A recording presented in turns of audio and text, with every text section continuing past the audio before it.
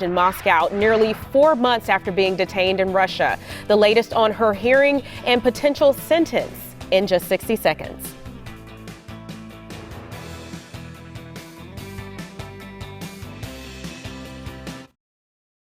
With the Super 6 Baseball Challenge, you can take a swing at winning Big Papi's money all season long. Just download the free-to-play Super 6 app now and pick 6 outcomes for your chance to win $25,000 of Big Papi's money. Houston families dealing with the unthinkable. Loved ones disappearing without a trace. Fox 26 News opens the cold case files to help search for answers. Could your information help crack a case? The Missing, part of the News Edge at 6 and 10.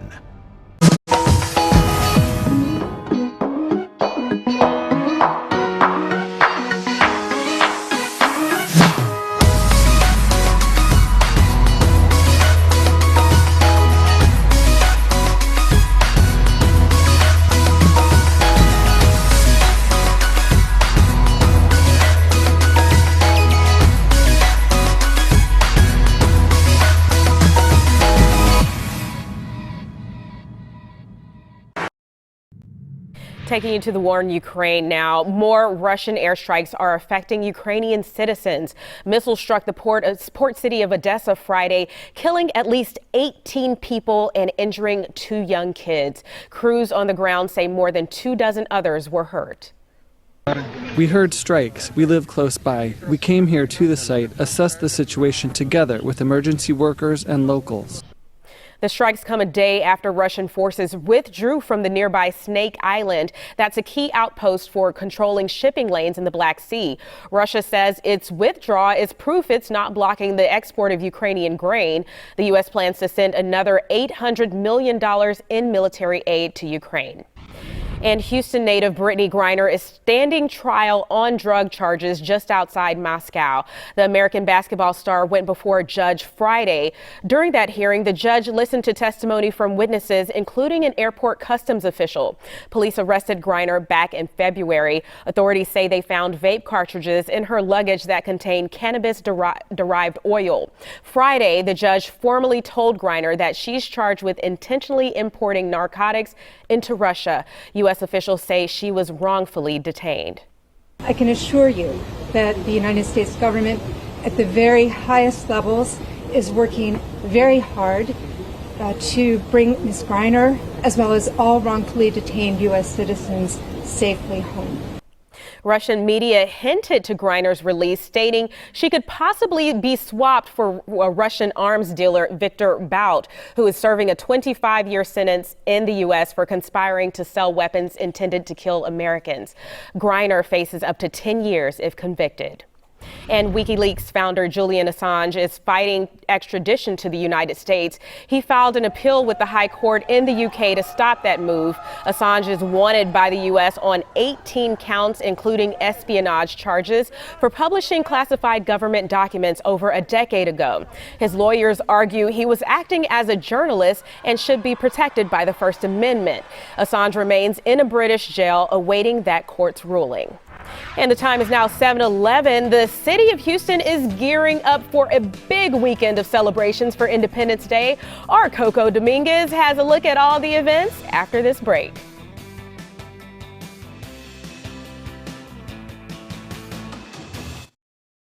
With the Super 6 Baseball Challenge, you can take a swing at winning Big Papi's money all season long. Download the free-to-play Super 6 app now for your chance to win $25,000. The Fox Weather app. So much more than a forecast. Precise, personal, powerful. Fox Weather. Download the app now and make it your own.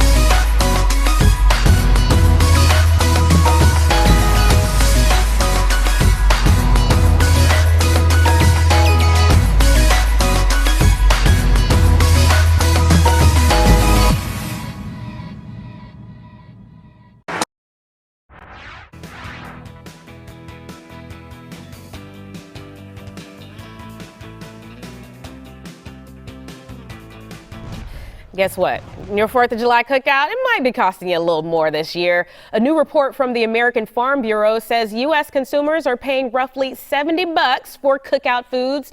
These include burgers, chicken, potato salad, and ice cream, all the classics. That's $10 more than last year, up about 17%. And if you're still figuring out what you want to do this weekend, there are plenty of events and celebrations in honor of Independence Day. Fox 26's Coco Dominguez gives us a rundown of everything happening across the Houston area. The big event happening July 4th is Freedom Over Texas. However, here are some others to consider. Catch the Star-Spangled Salute Saturday, July 3rd at the Cynthia Woods Mitchell Pavilion with a performance by the Woodlands Show Chorus, comprised of nearly 80 singers. Pre-concert activities begin at 6:30 p.m. and entertainment includes photo ops with characters, an instrument petting zoo, activations, and more. Admission is free. Looking for something in the morning? The City of Bel Air will host their celebration Independence on July 4th at 9:30 a.m. The celebration takes place at Bel Air Town Square. It kicks off with a parade followed by a festival. They'll have a live band, food, entertainment, and a children's bike parade. Post Houston is gearing up for their downtown fireworks display that will take place July 4th on their 5-acre Skylon rooftop. It's the perfect location to get down with the Houston Brass Band. The festivities take place from 7:30 p.m. to 9:30 p.m. Enjoy DJs, games, food, and multiple bars on the roof. The event is free and all ages are welcomed. Monday, July 4th, Rise Rooftop welcomes hip-hop artist Rick Ross, the biggest boss. The event takes place at 2600 Travis Street. 18 and up, doors open at 9:30 p.m. Tickets beginning at $60. Coco Dominguez, Fox 26 News. While we're on the subject of fireworks, the Consumer Product Safety Commission says fireworks injuries have gone up 25% over the last 15 years. Last year alone, there were an estimated 11,500 fireworks-related injuries treated in emergency rooms. Spring Fire Rescue Team Captain Michael Alanes told us the most common injuries first responders see. A lot of times you see burns to the hands, injuries to the hands. Improper use of the fireworks, unfortunately, improperly disposed of, improperly lit off. Of course, you always want to be safety.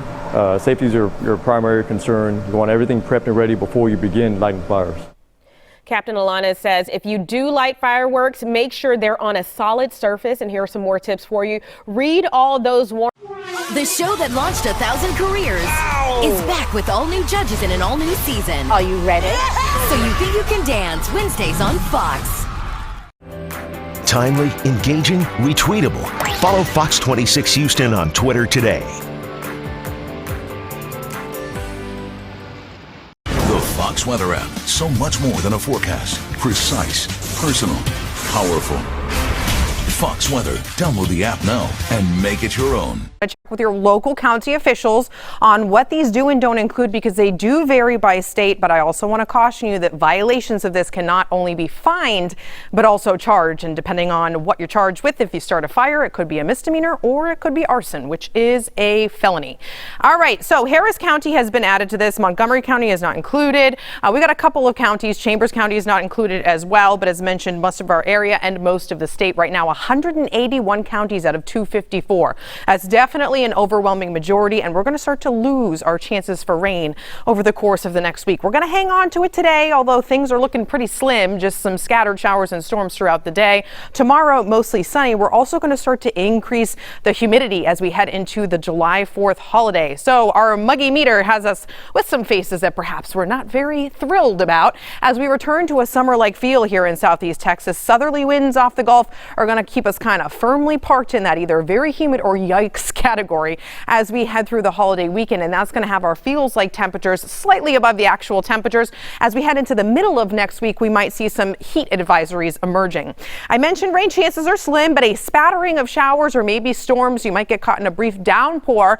Nothing that might necessarily ruin your outdoor plans, but if you hear thunder, just go inside. These are going to be quick moving and brief, so they're not going to last very long. And then once we lose heating of the day around sunset, those chances will go down, and they're also going to go down as we head through the next next few days. There's some other things brewing in the tropics, nothing we have to worry about locally, but potential tropical cyclone 2 finally became Bonnie. It's hanging on to its tropical characteristics over land because it's crossing over a part of Central America that is very thin. If it does that, it stays Bonnie. If it falls apart and it goes into the Pacific Basin, it would get the next name on the Pacific list. Does look like it strengthens to a Category 1 hurricane, regardless of what happens with that.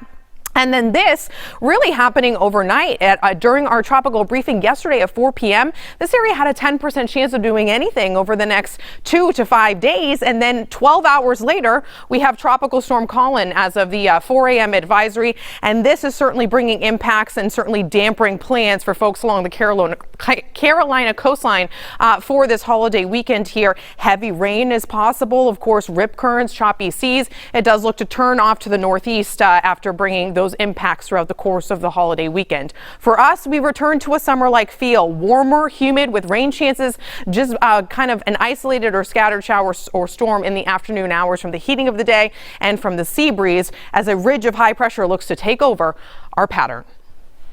Thank you, Lena Maria. The time's now 7:20. Up next, juice jacking. It's not an exercise trend. We'll tell you what you need to know about it, especially as we enter the holiday weekend.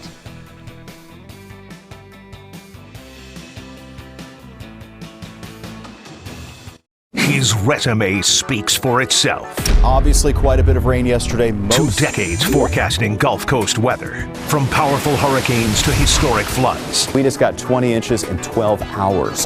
He's covered every type of storm. Now, Fox 26 is proud to call Mike Iskovitz our chief meteorologist, trusted by viewers across Houston. It's hurricane season. We have to make sure we have a daily... Count on Mike and your Gulf Coast Weather Authority, only on Fox 26 News.